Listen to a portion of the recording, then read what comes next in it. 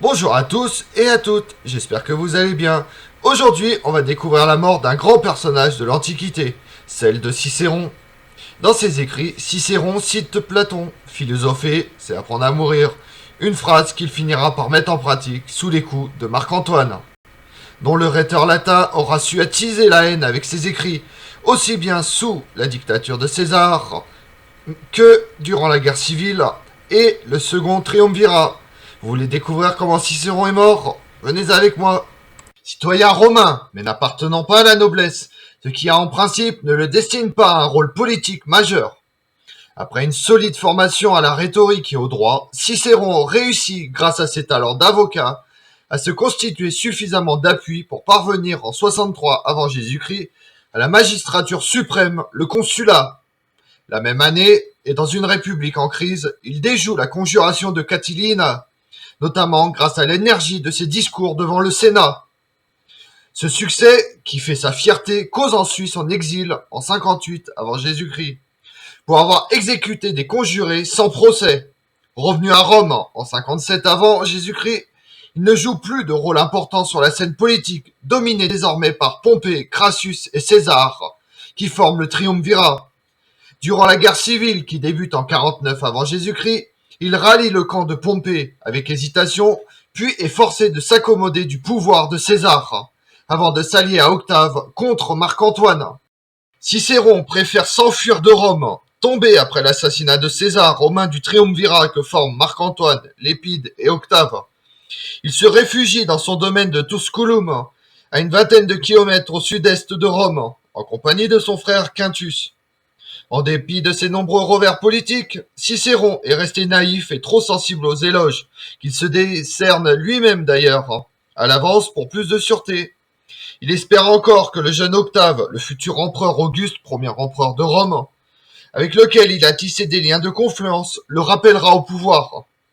C'est sans compter sur la haine qu'entretient Marc-Antoine à son égard, qu'il a attaqué violemment dans ses Philippiques et dont il a fait voter l'exil.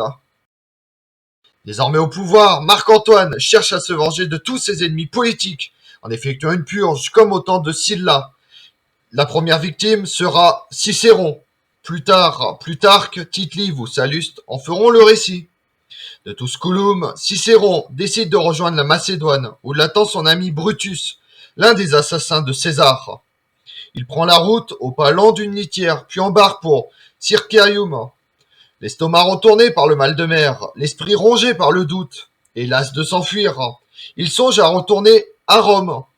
Et puisqu'il faut mourir, pourquoi ne pas le faire en stoïcien et en se suicidant dans le palais d'Octave, attirant les démons vengeurs sur sa maison? Pilote et marin le pressent cependant de remonter à bord. Il s'y résout, jugeant le mal de mer moins insupportable qu'éventuelle torture. Et puis son domaine de Gaète, où il pourra apaiser ses nausées, est tout proche. Lorsque le navire aborde la côte, une nuée de corbeaux s'envole du temple d'Apollon et se pose sur les vergues en croassant et commençant à déchiqueter les cordages. Funeste présage envoyé par les dieux, mais Cicéron n'a qu'une idée en tête, se reposer sur la terre ferme. Ce qu'il fait, suivi par les corbeaux, dont l'un tire de son bec le manteau, dont il s'est recouvert le visage. Il ne peut impudemment mépriser les avertissements qu'envoyés par les dieux. Pressé par ses serviteurs, Cicéron redescend vers la mer. Mais rien ne semble pouvoir arrêter l'engrenage fatal. Les séides de Marc-Antoine, le centurion Irénius et le tribun militaire Popilius sont déjà à Gaète. Ils enfoncent les portes de la villa. Renseignés par un serviteur, Philologus se lance sur le chemin de la plage pour traquer Cicéron. Il n'est plus temps que de mourir. Cicéron fait arrêter sa litière et sort la tête pour fixer ses meurtriers dans les yeux. En même temps qu'il leur offre tout un symbole, la gorge qui aurait proféré tant de discours en l'honneur de la République romaine.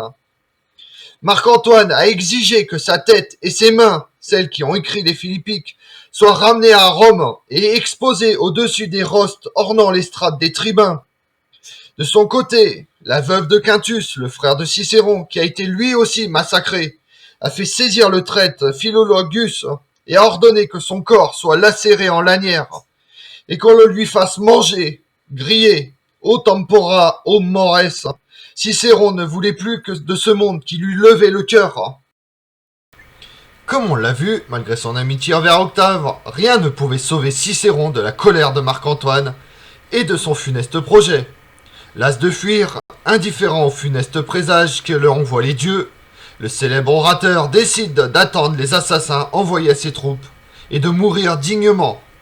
Je vous remercie d'avoir suivi cette vidéo en ma compagnie.